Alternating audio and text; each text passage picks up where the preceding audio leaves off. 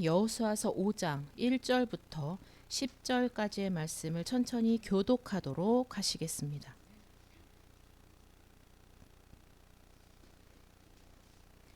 요단 서쪽에 아모리 사람의 모든 왕들과 해변의 가나안 사람의 모든 왕들이 여호와께서 요단물을 이스라엘 자손들 앞에서 말리시고 우리를 건너게 하셨음을 듣고 마음이 녹았고 이스라엘 자손들 때문에 정신을 잃었더라.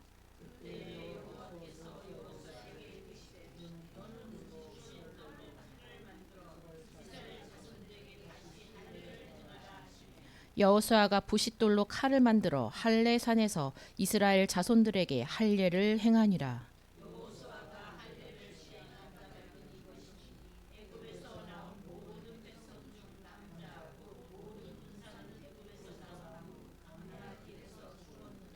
그 나온 백성은 다 할례를 받았으나 다만 애굽에서 나온 후 광야 길에서 난 자는 할례를 받지 못하였음이라.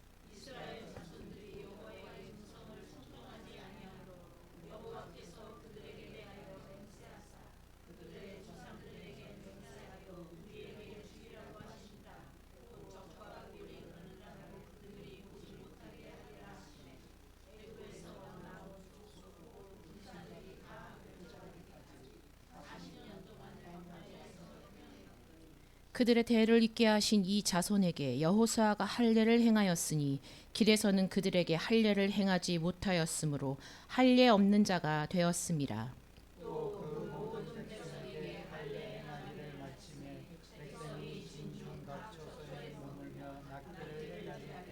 구절 10절 천천히 합독하도록 하시겠습니다. 여호와께서 여호수아에게 이르시되 내가 오늘 애굽의 수치를 너희에게서 떠나가게 하였다 하셨으므로 그곳 이름을 오늘까지 길갈이라 하느니라. 또 이스라엘 자손들이 길갈에 진쳤고 그 달 14일 저녁에는 여리고 평지에서 유월절을 지켰으며. 아멘. 항상 확인해야 할 믿음이라는 제목으로 목사님 말씀 주시겠습니다.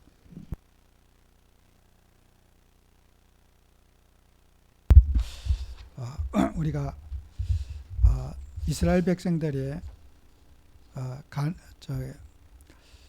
요단을 건너고 또 그런 어떻게 보면은 영적인 축제의 시간이 아니겠습니까?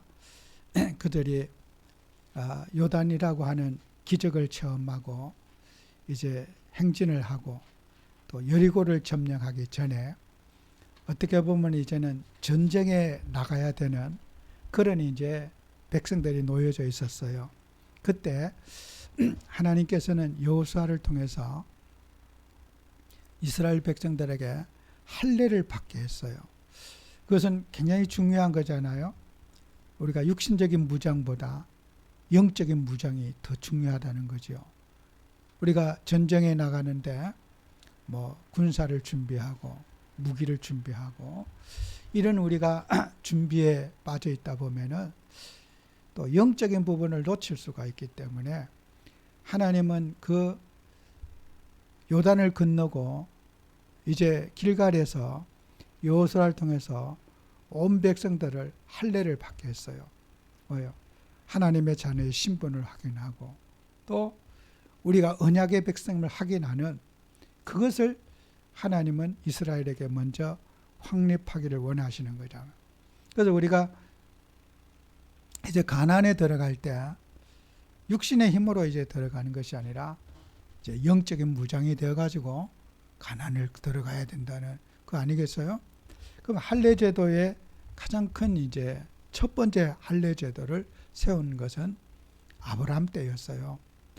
아브라함이 성경에 나타나는 할례 언약의 첫 시조가 아브라함인데 아브라함이 창세기 17장에 이제 그 할례 언약을 줬거든요. 그래서 할례 언약을 통해서 어떠냐 창세기 17장 13절에 보면은 너희 집에서 난 자든지 너희 돈으로 산 자든지 할례를 받아야 하리니 이는 내 언약이 너희 살에 있어 영원한 언약이 되려니와 그랬어요. 인간의 몸속에 짐승의 목을 끊어서 피제사를 드리던 그것을 우리가 사람의 목을 끊으면 죽잖아요. 그래서 인간 생식기의 끝을 잘라서 하나님하고 계약을 맺자 이거예요. 우리 몸속에 하나님 자녀의 신분을 새기고 언약의 백성의 신분을 몸에다 새기자. 이것이 하나님과 아브라함과 맺은 할례 언약의 제도예요. 그래서 할례는 뭐냐? 신분을 상징하고 할례란 뜻은 자른다는 의미가 있어요. 그건 뭐요? 우리는 주님과 함께 십자가에 죽어지고, 그죠? 우리는 육신은 죽는 걸 말해요. 목을 끊으면 아예 생명이 죽잖아요. 인간의 종족을 보존하는 생식기 끝은 다른 인체의 부위도 손가락이나 다 중요하겠지만은 씨를 보존하는 생식기를 또 하나님은 그 더 소중하게 여기시는 거예요. 그 생식기 끝을 잘라서 하나님과의 계약의 문서로 쓰겠다는 거예요. 그죠? 그것은 죽음을 의미하지요. 그죠? 우리가 세례도 마찬가지요. 사람이 물속에 들어가면은 죽어요. 숨을 못 쉬니까. 우리는 우리의 육체를 죽인다. 내 정욕을 십자가에 못 박는다. 죽인다. 자른다. 그런 의미가 있는 거예요. 그래서 우리는 짐승의 목을 끊어서 그 죄를 전가시켜서 우리가 죄사함을 받고 할례장을 통해서 또 우리는 이제 우리가 날마다 내가 주님의 십자가의 언약을 생각하는 그것이 우리 몸에 새기는 거잖아요. 그럼 우리는 육신의 할례가 아니라 그럼 여자들은 어떡할 거예요? 남자들은 할례, 여자들은. 그러니까 우리는 성경에도 빌립보서 3장 3절에도 그런 말씀이 있잖아요. 하나님의 성령으로 봉사하며 그리스도 예수로 자랑하고 육체를 신뢰하지 아니하는 우리가 곧 할례파라. 우리가 성령으로 봉사하고 예수님을 자랑하고 우리가 육체를 신뢰하지 않는다. 우리가 육신을 주장하거나 육신을 주님 앞에 죽이는 우리가 곧 할례파다. 그죠? 몸에 육신의 그 할례가 아니라 우리는 마음의 할례를 받아야 된다. 그죠? 신명기 10장 16절에도 그러면 너희는 마음의 할례를 행하고 다시는 목을 곧게 하지 말아라. 신명기 10장 16절에도 우리는 마음의 할례를 받아라. 인간의 육신의 생식기 끝만 잘랐다고 해서 할례가 아니라 내 욕심을, 내 탐심을 주님의 십자가에 못 박아야 된다. 그것이 우리는 마음의 할례다. 신약이나 구약에서 똑같이 이 할례에 대한 명확한 정의를 하는 거예요. 그런데 옛날에 2차 세계대전 때에 유대인들이 독일 나치 정부에 의해서 많은 사람들이 학살을 당했어요. 그런데 그 유대인들이 학살을 당하는데 유대인을 골라내기가 참 쉬웠어요. 바지를 벗겨가지고 그렇게 할례를 받은 사람들은 그냥 다 유대인으로 이제 선별해서 다른 민족이 할례를 받지 않고 유대인들만 할례를 받으니까 유대인들을 골라내기는 바지만 벗겨보면 다 알아. 남자들. 그래서 수많은 유대인들이 독일 그 2차 세계대전에 나치에 의해서 학살을 당했어요. 여러분, 우리는요, 우리가 교회를 다닌다, 내가 어떤 신앙을 몇 년 했다, 내가 어떤 역할을 했다. 참 우리는 사람에게 우리가 주장하는 게 있어요. 그런데 우리는 정말 그런 부분에 우리가 잘 믿는다고 자부하는 것들, 예수를 믿는 우리는 마음의 할례를 받자. 그리고 신명기 30장 6절에도 내 하나님 여호와께서 내 마음과 내 자손의 마음에 할례를 베푸사. 항상 우리는 육신을 부인하는 생활을 해야 된다는 거예요. 아까도 했잖아. 예수님은 또 너희가 나를 따르거든 자기 십자가를 지고 나를 쫓을지니라. 누구든지 죽고자 하는 자는 살고 살고자 하는 죽는 것이다. 그죠? 우리는 예수님 앞에 내 인생을 주님의 십자가에 못 박아야 된다는 거예요. 그죠? 구약의 할례제도나 예수님이 하신 말씀이나 똑같은 거예요. 구약에도 복음이고 신약에도 복음인 거예요. 우리는 날마다 나를 쳐서 주님 앞에 복종시켜야 되는 거예요. 십자가 앞에. 우리 인생의 문제를 내 스스로 노력으로 해결할 수 있다면 교회 다닐 필요가 없죠. 여러분이 어떤 문제점을 알고 있는 문제든 모르고 있는 문제든 우리는 할례, 예수님이 십자가에서 그 죽으신 그 보혈만이 우리 인생을 치유할 수가 있어요. 여러분, 자신의 문제를 알아도 못하고 몰라도 안 돼요. 알고서 안 될 때 더 힘들어요. 여러분, 그냥 모르고 넘어갈 수 있잖아요. 나는 이런 문제가 있어. 아는데 해결이 안 되는 거예요. 그죠? 어떡할 거예요? 우리의 인생의 문제를 안다고 해결됩니까? 몰라도 안 되고 알아도 안 되는 게 인생의 문제예요. 여러분, 우리가 인생의 문제를 우리 예수님 앞에 내 인생의 문제를 올려놔야 돼요. 예수의 몸에다가 내가 가진 문제를 맡길 때 그분이 골고다의 십자가에서 나를 위해서 피 흘려 죽으신 그 보혈이 우리 속에 흐를 때에 우리는 죄사함을 받을 뿐만 아니라 죄사함을 받은과 동시에 성령의 역사가 우리의 육체 속에 임하게 되는 거예요. 그래서 죄를 해결하는 것이 아니라 죄의 세력을 멀리할 수 있는 힘이 우리에게 생기는 거예요. 죄의 세력으로부터 멀어지게 하는 것이 십자가의 능력인 거예요. 죄는 우리와 아주 가까이에 존재하고 있어요. 죄는 멀리 있지 않아요. 늘 우리 곁에 있어요. 그 죄의 세력으로부터 주님의 십자가는 나로 하여금 멀어지게 하는 거예요. 죄를 멀리하게 하고 죄와 결별할 수 있는 힘을 주님이 우리에게 십자가의 능력으로 우리에게 주시는 거예요. 우리가 죄의 세력으로부터 어떻게 벗어날 수가 있겠습니까? 육신의 습관으로부터 중독으로부터 우리의 관심을 벗어날 수 있는 방법이 없습니다. 아무리 힘쓰고 애써도 내가 알아도 안 되고 몰라도 안 되는 것이 우리의 육신의 탐욕이고 탐심인 거예요. 우리의 육신의 탐욕과 탐심을 해결할 수 있는 사람이 이상 누가 있겠습니까? 해결 못해요. 유일한 인생의 답이 뭐예요? 예수 그리스도인 거예요. 그분이 우리를 위해서 십자가에 흘리신 그 희생의 피가 우리를 정하게 하고 정결하게 하고 치유하는 거예요. 우리는 예수를 믿을 때에 이 할례 언약이 우리의 마음속에 주님의 피제사의 비밀이 날마다 우리의 마음속에 흘러야 되지 않겠습니까? 예수님이 우리 위해서 죽으셨어. 이렇게 믿으면 그건 죽은 신앙입니다.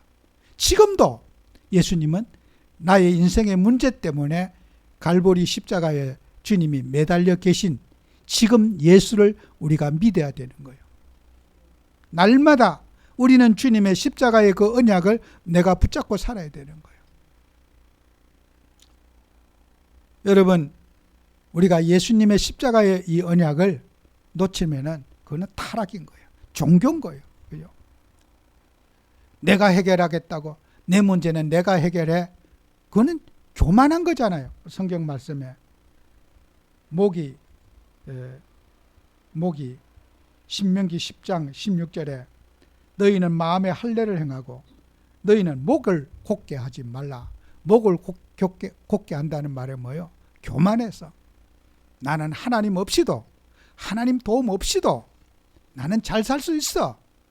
이제 하나님 여기까지 도와줬으니까 나머지 일은 제가 잘 알아서 살게요. 하나님으로부터 독립하려고 하는 마음, 목을 곧게 하지 말아라 하는 거예요. 홍해를 건너고 광야를 거쳐서 요단을 건넜으니까 이제 가나안에 들어가서는 우리가 좀 이제까지 훈련받고 좀 했으니까 하나님은 좀 뒤에 계시고 제가 알아서 좀 이제 좀 저도 성숙했으니까 좀 제가 해보겠습니다. 하나님 앞에 독립하고자 하는 마음, 그 교만한 마음, 목을 곧게 하지 말아라는 거예요. 여러분, 인간의 자만, 교만, 예수님의 십자가에 못 박아야 되는 거예요. 내가 할 수 있다고 할 수 있는 거, 교만 꺾어야 되는 거예요. 여러분, 우리는 세상의 모든 사람들이 자기 자만에 빠지는 거예요. 야, 이제는 내가 하나님 안 도와줘도 할 수 있어. 하나님은 내가 어려울 때나 주님이 도와주셨지. 이제 이 정도 되면 우리는 그 난공불락 홍해도 건넜고 이제 가나안도 이제는 건넜고 이렇게 우리가 기적을 체험한 우리가 할 수 있어. 하나님은 이스라엘에게 그 교만을 어떻게 해요? 할례를 통해서 꺾기를 원하시는 거예요. 여러분, 홍해가 요단강이 갈라져서 마른 땅처럼 온 백성이 건넜어요. 그 감격이 얼마나 대단했겠습니까? 이제 우리가 이 정도 하나님이 함께 하는데 우리는 무엇든지 잘할 수 있다는 자신감, 그죠? 의기양양하고 충전된 그 마음, 하나님은 할례를 통해서 내려놓기를 바라는 거예요. 이 하나님의 인도를 받고 하나님 앞에 기도해서 성령 인도를 받아야 되는데 인간이 이제 나사가, 여러분, 요단을 건너고 나서는 나사가 풀어져도 한참 풀어진 거예요. 이 중요한 시간에 하나님은 가나안에 이제 여리고를 점령하기 전에 다시 한번 하나님은 이스라엘에게 영적인 무장을 시키는 거예요. 목을 교만한 걸 내려놔라. 너희들이 건너느냐? 내가 건너겠다. 너희들이 잘나서 건너느냐? 하나님이 너희들을 인도했다. 그 우월감과 자만에 이스라엘은 빠져 있는 거란 말이에요. 여러분, 우리는 주님을 하면서 우리 모두가 자만을 주님 앞에 내려놔야 됩니다. 우리의 자만을 주님의 십자가에 못 박고 우리가 정말 겸손히 주님의 은혜를 받고 주님의 인도를 받아가는 작은 응답들을 여러분이 받아가셔야 돼요. 그게 주님의 뜻이에요. 벼가 익으면은 자꾸 고개를 숙이잖아요. 우리가 사람이 인생이 신앙이 굳어지면 높아지면 높을수록 겸손히 우리가 할 수 있는 작은 일도 주님 앞에 물어보고 확인해보고 선택과 모든 인생의 인도를 하나님의 인도를 받아가는 성령의 사람이 되기를 주님은 우리에게 원하신다는 거예요. 그리고 우리는 항상 어떻게 해요? 하나님의 자녀의 신분을 또 확인해야 될 겁니다. 창세기 17장 7절 8절에도 하나님은 문제 앞에 사건 앞에 아브라함에게 하나님 말씀하시지요. 너는 언약의 백성이다. 어떤 문제가 와도 언약의 백성은 하나님의 보호 속에 있고 또 하나님의 자녀라고 하는 그 신분 속에 있다고 하는 것들을 늘 확인해 주지 않습니까? 그래서 너와 내 후손 사이에 영원한 언약을 삼고 너와 내 후손의 하나님이 되리라. 하나님이 우리의 배경이 되고 하나님은 우리의 영원한 8절에도 기업이 되게 하고 나는 그들의 하나님이 되리라. 여러분, 우리는 하나님이라고 우리 주님의 은혜를, 구속하신 주님의 은혜를 망각하지 말고 늘 하나님과 살아야 돼요. 요한복음 1장 12절에도 영접하는 자, 곧 그 이름을 믿는 자들에게는 하나님의 자녀가 되는 권세를 주셨다 그랬어요. 여러분, 우리 잘 보세요. 성경을 보실 때에 권세를 강조하시면은 여러분, 성경의 본문을 이렇게 읽으실 때에 해석을 할 때 악센트를 어디에 두느냐에 따라서 의미가 달라지게 들려요. 자, 권세를 강조하면 어떻게 해요? 사람은 자유주의로 흘러요.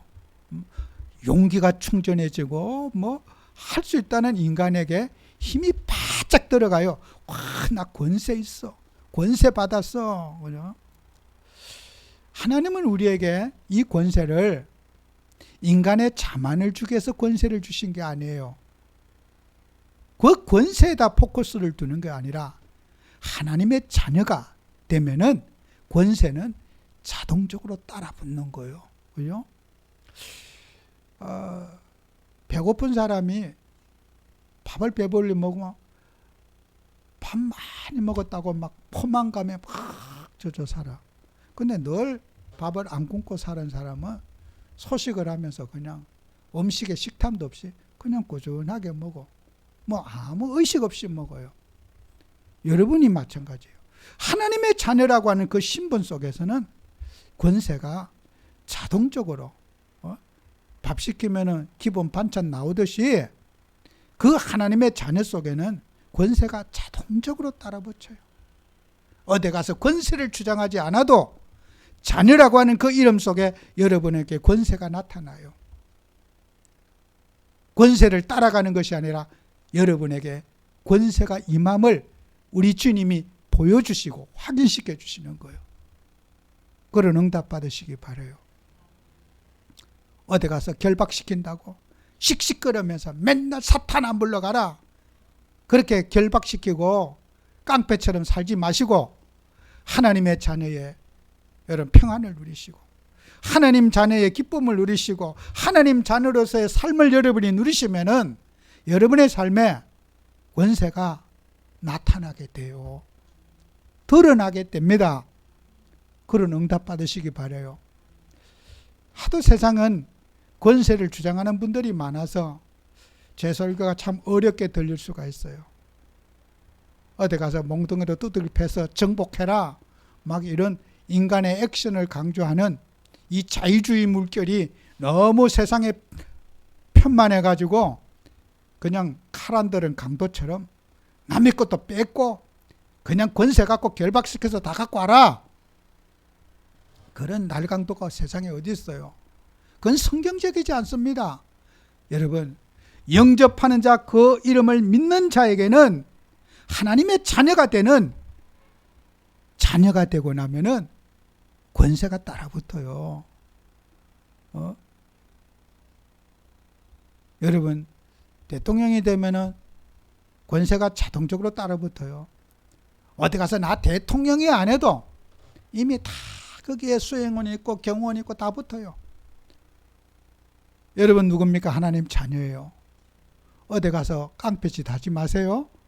어디 가서 폭력을 행사하지 마세요. 유치한 거예요. 어디 가서 남을 겁박하지 마세요. 그거 유치한 거예요. 하나님이 그렇게 남을 겁박하라고 권세를 주신 거 아니에요. 남을 억압하라고 여러분에게 권세 주신 거 아니에요. 사랑을 베풀고 그리스도의 사랑을 실현하라고 하나님의 자녀의 신분을 우리에게 주신 거란 말이에요. 깡패짓하라고 그 권세 준 거 아니에요. 우리 하나님을 깡패로 몰지 마세요. 우리 하나님은 거룩하신 하나님이요, 사랑이 많으신 하나님이요, 사람의 인권을 사랑하시고 사람을 존중하고 사람의 연약함을 도우시는 우리 주 예수 그리스도십니다. 우리 주님을 모욕되게 하지 맙시다. 정말 신앙생활 우리 바르게 정리하셔야 됩니다. 예수 잘 믿는 분들 어디 가서 깡패 같아요. 죄책감도 없어요. 아나무 인격으로 남을 겁박하고 아주 그냥 위압감을 주고 그래요. 자기가 무슨 권세를 받았다는 거예요. 성경은 그런 것을 인정하지 않습니다. 그게 불건전한 신비주의자들이 하는 거예요. 우리는 성경대로 믿고 하나님의 자녀의 신분을 여러분이 누리고 나의 언약을 확인하고 나의 할례를 확인하고 마음에 우리 예수님이 희생하고 십자가에 죽으신 그 희생의 피가 우리 속에 흐를 때에 여러분에게 권세가 나타나게 될 줄로 믿습니다.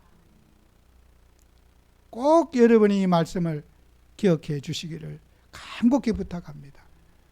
많은 우리가 들었던 지식들 우리 주님 앞에 내려놓고 여러분은 성령의 사람이요, 은혜의 사람이요, 희망과 소망의 사람이 되고 남을 위로하고 하나님의 백성을 사랑하고 섬김을 다하는 우리 그리스도 예수의 사람이 꼭 되시기를 간곡히 부탁합니다. 마지막으로 여러분은 그리스도가 주인 되는 삶을 살아야 돼요. 그리스도가 주인. 이스라엘 백성들이 가나안을 건넜잖아요. 남의 땅을 점령할 때는 이거 사람을 죽인다는 거 그거 보통 심장으로 하는 거 아니에요. 여러분, 하나님의 백성들이 가나안을 정복하면서 깡패로 변하면 안 돼요. 그죠?